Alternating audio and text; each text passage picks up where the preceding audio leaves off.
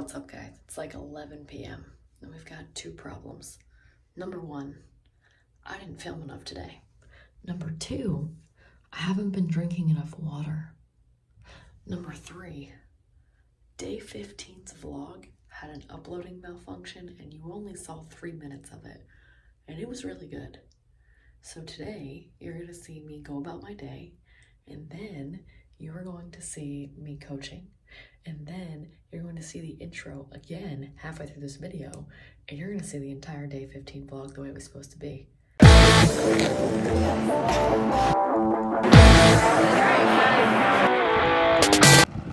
was way too aggressive. That was right. All right, we're back and we're in the gym. Thank God. And I'm on road trips, as one can imagine. And also right when I wake up and right when I go to bed. So the other day I woke up at 5:30 in the morning, jet lagged in the wrong time zone. And I'm like, I have 3 ideas for Rob Bailey for his Instagram. Let me put those in my phone. And it was almost like a sneeze. Like you wake up and it's just like, boom, right? And so it's like catching those things in real time is huge. So going back into what we were talking about, like content's job is to connect, right? What I want to drive home today, if you take nothing else away from this call, is that we often hear people say, but I want it to produce leads. Like I just want leads, hot people ready to buy. But what we forget is that the definition of a lead is just someone that you can contact. It's just a person or people that you can talk to. So you have leads. Every single one of your followers is a lead, right? Every single person who likes your post is a lead. They may not be a hot lead, but they're still a lead. What you actually are asking for is conversations. The better you get at sales, the better those conversations go, the better you know how to frame questions that lead to sales conversations. When we have conversations, we have leads. When we have leads, we have sales. When we have interactions, our impact in our message is spreading. When our message is spreading, that's the impact that we all say that we want. So I just wanted to really zoom out and break this down in this way. It totally reframes content. I think as soon as I start thinking, how can I make my page into a sanctuary where people feel seen? It completely changes what I have to say. As soon as I take myself off the high horse of I have to have it all figured out, incredibly egotistical, right? Everybody comes to me for answers. I'm the expert. It's not very fun to create from that place. It's really easy to fall into perfectionism. It's really easy to fall into well, am I really the person to talk about this thing? So when we start thinking about how we want to make people feel and the fact that really at the end of the day, we want to connect with people, what's approachable? What makes you want to connect with people? Start to observe the content that you interact with, save and share. That's good content.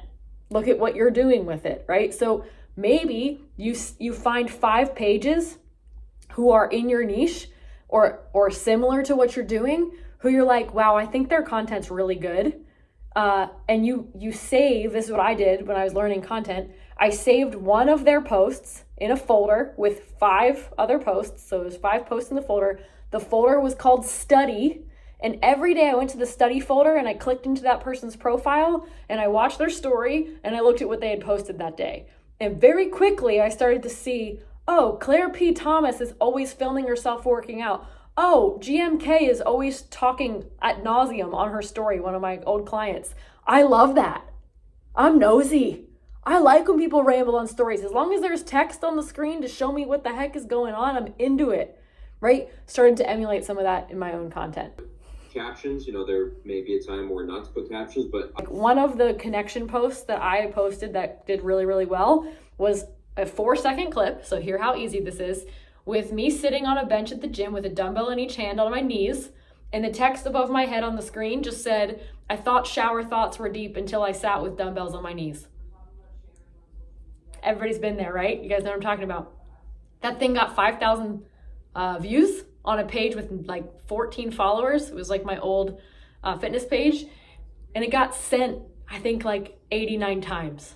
I was like, interesting. Why? It's relatable. It's lighthearted. I'm not making you think too hard. If you're scrolling on your lunch break, that's about all you have bandwidth for, right? So it was super cool to see a post like that do really well.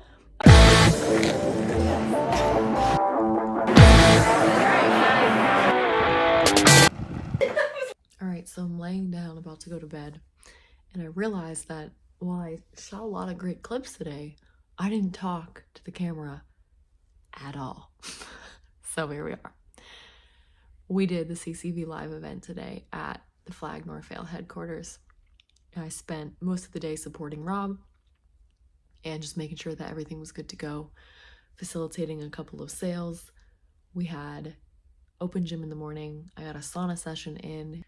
We did a tour of the facility, which you'll see in here, and then we had some awesome speakers, Dan, Rob, Dana, Cody. So that was really, really awesome. And then at the end of the night, you'll see that we had a pretty awesome garage party with some like appetizers and mingling and all of the toys. So that was really fun.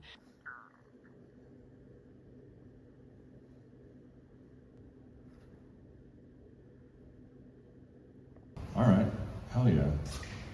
What's up, guys? But we've never done a tour of the facility and explained why we've done things. I think one of the greatest parts about having events here is they're so intimate, like you're in our world. Other companies, but like I'd never truly been able to like make something of my own and then have other people care about it. Now we take photos of Kyle. All right. I think one of the greatest things that on my journey, and that's what I'm dealing with my creative team now with, is my creative team just has all the best of everything. When we were in the big blue building in Leesport, that was one of the things, the big moment, we lived there, right? Like we lived there, but we spent some money and put a full, yeah, we lived in that warehouse for 2 years, but we spent a shitload of money putting a kitchen in so she could prep for Olympia. And that was the first time where I really realized, like, wait, if we truly have a nice environment, I'm not rushing to get home. You know, Lunch Loft. Obviously Lunch Loft's great. We got games and shit out here, but this was a very, very strategic move. We have 2 auto presses that are extremely outdated. They'll need to be sort of purchased again soon. Press. Dark room in the back. Okay? Knowing how to trust yourself. And while I'm thinking about intuition there, a lot of times intuition is honed really quickly in nature. And that is not how their business model works. So they essentially say, look, our goal is to keep people in the platform, and our goal is to show advertisers great returns. Right? Make sure they understand the brand, give them a good experience, and sort of educate them more on our content, and then sort of keep them there. So hopefully, because you're good enough, right?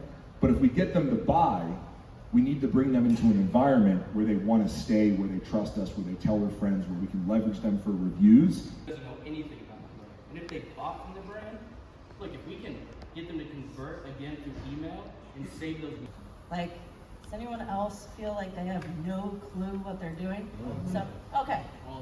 All of us. So, just so you know, you can do really big things. I'm there. So, but the talking and explaining things like, I'm like, Doug, you're gonna make more money? That's a people problem. You're gonna grow your business? That's a you problem.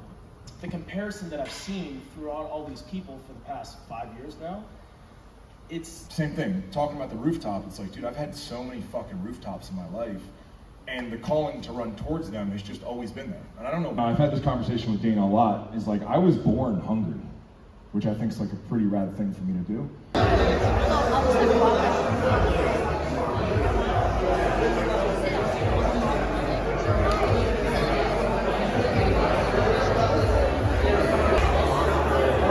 But that 3 days is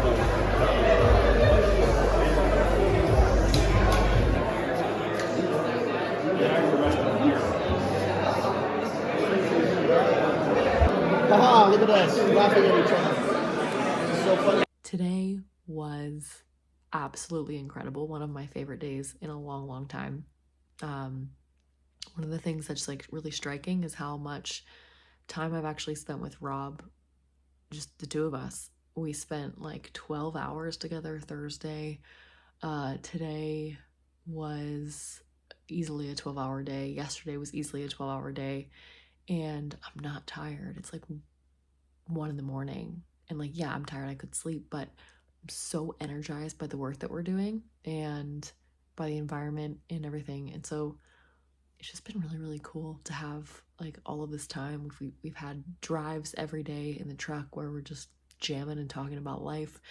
talked about vision, my vision, his vision, him and Dana's awesome freaking relationship, like just absolutely incredible. And the other thing that I'm noticing is like seeing everybody at the event this weekend and how they're all various extensions of his personal brand is wildly inspiring and tells a huge tale to the impact that we have on the people around us. Every single person in the room tonight, there's about 50 of us, have so much in common. And it was just, I didn't have a single bad conversation tonight. So anyway, good night, guys. I'll see you tomorrow. I have one more day in Montana. I'll see you guys tomorrow because I'm a daily vlogger.